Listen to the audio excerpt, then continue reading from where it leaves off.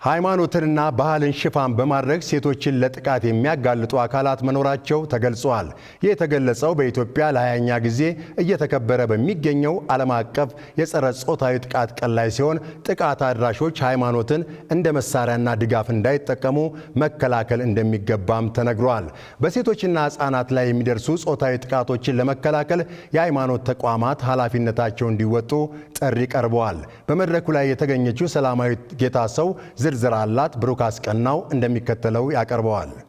ዓለም አቀፉ የጸረ ጾታዊ ጥቃት ቀን በዓለም ለ34ኛ ጊዜ በኢትዮጵያ ደግሞ ለ20ኛ ጊዜ በተለያዩ መርሃ ግብሮች እየተከበረ ይገኛል። ዓለም አቀፍ የጸረ ጾታዊ ጥቃት ቀን ጥቃትን የማይታገስ ማህበረሰብ ለትውልድ ግንባታ በሚል መሪ ሐሳብ እየተከበረ የሚገኝ ሲሆን ቀኑ በተለያዩ ንቅናቄዎች ለተከታታይ 16 ቀናት እንደሚካሄድ ተመላክቷል። በማስጀመሪያ መርሃ ግብሩ የሴቶችና ማህበራዊ ጉዳይ ሚኒስቴር ከፍተኛ ኃላፊዎች፣ ዓለም አቀፍ የሲቪል ተቋማት፣ የሃይማኖት ተቋማትና ሌሎች ባለድርሻ አካላት ተገኝተዋል። በስነ ስርዓቱ ላይ የሴቶችና ማህበራዊ ጉዳይ ሚኒስትር ዴኤታ ሙና አህመድ ጾታዊ ጥቃት ሴቶችና ህጻናት ብሎም ሀገርን እየጎዳ የሚገኝ ተግባር መሆኑን አንስተው ማንኛውም አይነት ጥቃት የጤና ስነ ልቦናና ሌሎች ጠባሳዎችን ጥሎ እንደሚያልፍ በመጠቆም ድርጊቱን በጋራ መከላከል እንደሚገባ አንስተዋል።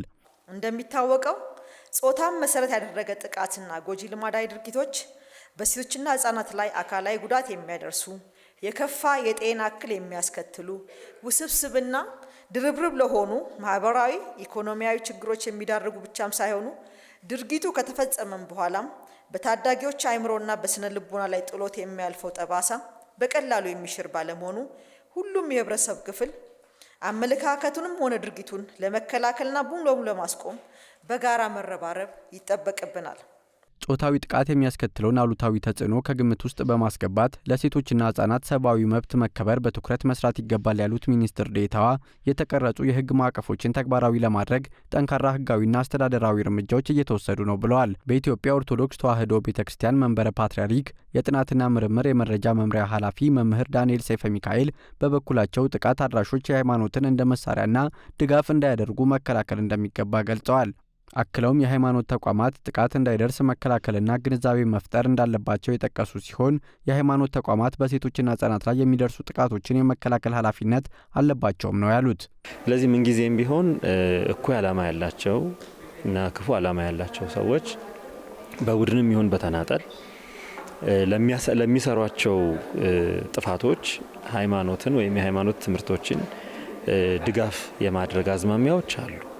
ያ ሲሆን ደግሞ ሃይማኖት ይሄ የሃይማኖት አቋም አይደለም፣ የክርስትና ሃይማኖት አቋም አይደለም፣ ወይም የኔ ሃይማኖት ወይም የዚህ ሃይማኖት አቋም አይደለም ብለው የሃይማኖት ተቋማት ትምህርታቸው እንዳልሆነ መግለጽ አለባቸው። አለበለዚያ የጥቃት ተባባሪ እንደውም የጥቃት ድጋፍ ሰጪ ተደርገው በመቆጠር በማህበረሰብ ውስጥ ሌላ አይነት ግምት እንዲሰጣቸው ያደርጋል።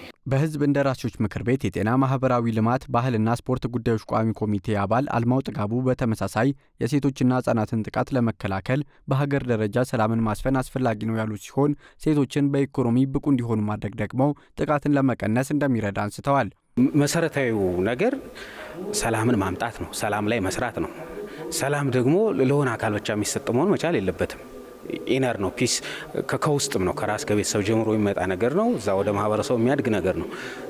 እግረ መንገዱን በመንግስትና በተለያዩ ታጣቂ ኃይሎች ያለው ግጭት መፈታት እንዳለበት ምክር ቤታችን ያመላል። መንግስትም ጥረት እያደረገ ነው።